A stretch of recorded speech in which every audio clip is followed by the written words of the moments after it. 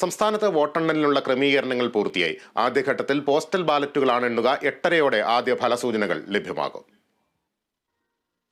8 മണിക്ക് പോസ്റ്റൽ ബാലറ്റുകൾ എണ്ണിത്തുടങ്ങി അരമണിക്കൂറിനുള്ളിൽ ആദ്യ ഫലസൂചനകൾ ലഭ്യമാകും. 20 വോട്ടെണ്ണൽ കേന്ദ്രങ്ങളാണ് സംസ്ഥാനത്ത് സജ്ജമാക്കിയിട്ടുള്ളത്. പോസ്റ്റൽ വോട്ടുകൾ എണ്ണിയതിന് തൊട്ട് പിന്നാലെയായിരിക്കും യന്ത്രങ്ങളിലെ വോട്ടുകൾ എണ്ണിത്തുടങ്ങുക. തെരഞ്ഞെടുപ്പ് കമ്മീഷണർ നിർദ്ദേശിക്കുന്ന ആളുകൾക്ക് മാത്രമേ വോട്ടെണ്ണൽ കേന്ദ്രങ്ങളിലേക്ക് പ്രവേശനം ഉണ്ടാവുകയുള്ളൂ. ഓരോ മണ്ഡലങ്ങൾക്കും ഓരോ ഹാളുകൾ വീതമാണ് സജ്ജമാക്കിയിട്ടുള്ളത്. ഇവിടെ 14 മേശകൾ വീതം ഉണ്ടാകും. വോട്ടിംഗ് മെഷീനുകൾ കൗണ്ടിംഗ് ടേബിളുകളിൽ എത്തിച്ച് കേടുപാടുകൾ ഇല്ല എന്ന് ഉറപ്പുവരുത്തിയതിനു ശേഷമായിരിക്കും മെഷീനുകൾ പുറത്തേക്കെടുക്കുക. വോട്ടിംഗ് യന്ത്രങ്ങളിലെ വോട്ടുകൾ എണ്ണിയതിനു ശേഷമായിരിക്കും വിപാറ്റ് മെഷീനുകളിലെ സ്ലിപ്പുകൾ എണ്ണുക. ഫലം ആളുകളിൽ എത്തിക്കാൻ വിപുലമായ സൗകര്യങ്ങൾ ഒരുക്കിയിട്ടുള്ളതായി ഇലക്ഷൻ കമ്മീഷൻ അറിയിച്ചു.